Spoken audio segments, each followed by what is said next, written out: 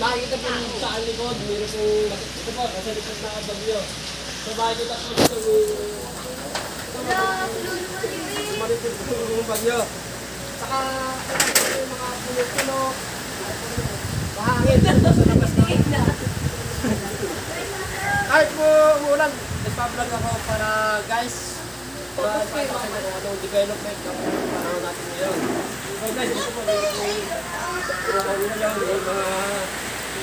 ito may mga tasik na dahon, saka po yung mga ito, meron po mga ito po, banulyan po. So guys, ito po, number po lang po dito sa bayan ng Limao ngayon po.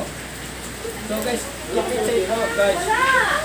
Saka lalo po ngayong, siguro sa po pagdating ng gabi, lalo po lalakas ang bagyo ngayon. So guys, ingat lang po guys.